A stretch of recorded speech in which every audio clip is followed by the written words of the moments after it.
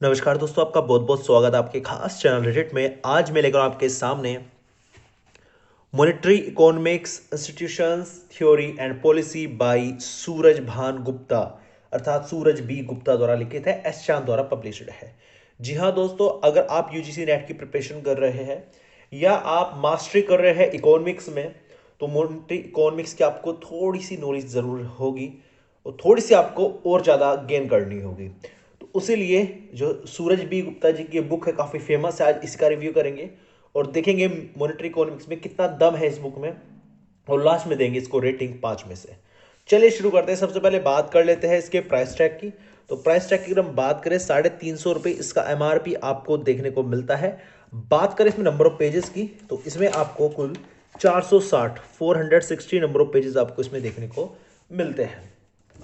अब बात कर लेते हैं क्या क्या खास इस बुक में है, देखने को मिलता है आपको। सबसे पहले बात कर लेते हैं इसके अंदर के कंटेंट की, क्या क्या कंटेंट आपको देखने को मिलता है। बता दें, एस चांद की पब्लिश्ड की बुक है, पब्लिकेशन की बुक है, और एस चांद की बुक में खुद में ही अपने आप में अच्छी खासी बुक्स होती है। अगर एडिशन की बात करें तो ये रिप्रिंट होती आ रही है लगभग बीच बीच में, और 2020 के बाद रिप्रिंट ही की गई है ये। आगे बात करें, प्रीफेस है 4th एडिशन के बारे में, 1st एडिशन के बारे में। आगे चले तो यहाँ से शुरू होता है इसका एब्रीवेशन, मतलब जो आपकी शॉर्ट फॉर्म्स है उनको लॉन्ग फॉर्म में बताया गया है किसको क्या बोलते हैं। सीएस का पूरा नाम क्या है, सीसीबी का पूरा नाम क्या है। अगर कंटेंट्स की बात करें तो यहाँ पर कंटेंट्स दिया गया है, कंटेंट्स में आपको क्या क्या देखने को मिलता है। तो आप देख सकते हैं कुल मिला के ये सब कंटेंट्स हैं, आप देख सकते हैं यहाँ तक आपको कंटेंट्स देखने को मिलता है। फिर भी एक बार जो इनकी चैप्टर्स के नेम है वो बता देता हूँ आपको, जिससे कि आपको पता हो लग जाए, आइडिया हो जाए कि क्या इसके अंदर देखने को मिलता है। अंदर की जो हेडिंग्स है, टॉपिक्स है, मैं आपको नहीं बताऊंगा वरना वीडियो थोड़ी लेंथी हो जाएगी, जो आपको देखना थोड़ा सा बोरिंग फील होगा। तो कंटेंट्स में पहले जो पार्ट 1 है, यानी यूनिट 1 जो है वो है इंस्टीट्यूशंस। इसमें पहला चैप्टर है money and the payment system. Money क्या है, मनी के फंक्शन क्या है, मनी के काइंड्स क्या है, ठीक है ना। Is a credit and the financial system. Credit क्या है, फाइनेंशियल सिस्टम क्या है, ठीक है। Financial markets, the reserve bank of India, RBI के बारे में सब कुछ बताया गया है। आगे चले तो commercial banks first, commercial banks second, cooperative banks, development banks.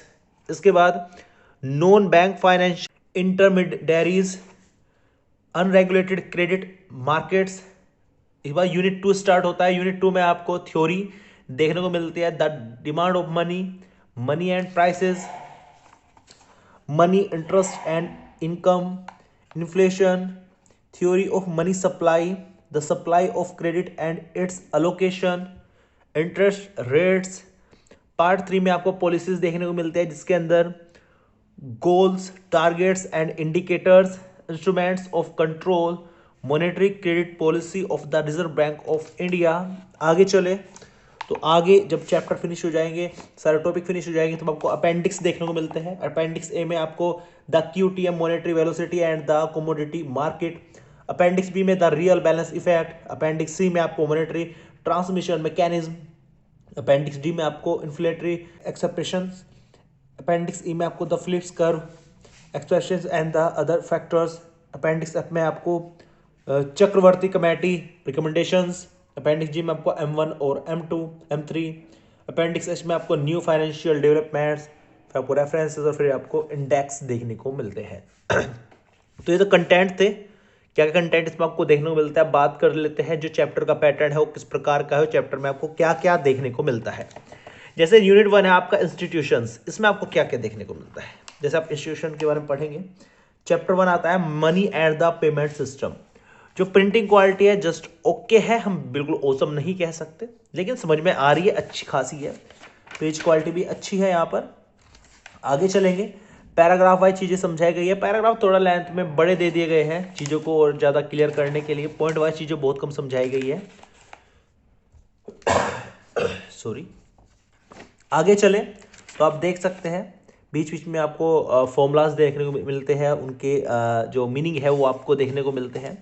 जैसे चैप्टर फिनिश होता है लास्ट में आपको नोट्स देखने को मिलता है। तो किसी प्रकार के ऑब्जेक्टिव क्वेश्चंस, किसी प्रकार के क्वेश्चन आंसर आपको देखने को नहीं मिलते। सेम चैप्टर 2 का थोड़ा सा देख लेते हैं क्या है चैप्टर 2 में। जैसे credit and the financial system है, पैराग्राफ दर चीज़ें समझाई गई है, आप देख सकते हैं यहाँ पर। और बीच बीच में टेबल्स भी दी गई है, जो आंकड़े कुछ जो आपके डेटाज है वे आपको यहाँ पर दिए गए हैं। थोड़ा और आगे चले, फिर यहाँ पर कुछ डेटा यहाँ पर दिया गया है चीज़ों को और ज़्यादा क्लियर करने के लिए। आप देख सकते हैं बीच बीच में बहुत कम फ्लो चार्ट दिए गए हैं क्लासिफिकेशन के तौर पर, ताकि चीज़ों को आप और इजीली समझ सके। आप देख सकते हैं एंड यूजेस ऑफ क्रेडिट क्या होता है, और चैप्टर फिनिश होने के बाद फिर आपको लास्ट में नोट्स देखने को मिलते हैं। तो यही पैटर्न पूरी बुक में यूज़ किया गया है। बस थ्योरेटिकल चैप्टर्स है, थोड़े बहुत डायग्राम्स है, और चैप्टर फिनिश होने पर थोड़े बहुत नोट्स है। किसी प्रकार के आपको क्वेश्चन आंसर प्रैक्टिस के लिए देखने को नहीं मिलते। यही पैटर्न पूरी बुक में यूज़ किया गया है। अब बात कर लेते हैं इसकी रेटिंग की रेडिट पर। तो रेडिट पर मैं इसको 5 में से 4 की रेटिंग दूंगा। अब 4 की रेटिंग क्यों, एक रेटिंग कम क्यों की है रेडिट पर?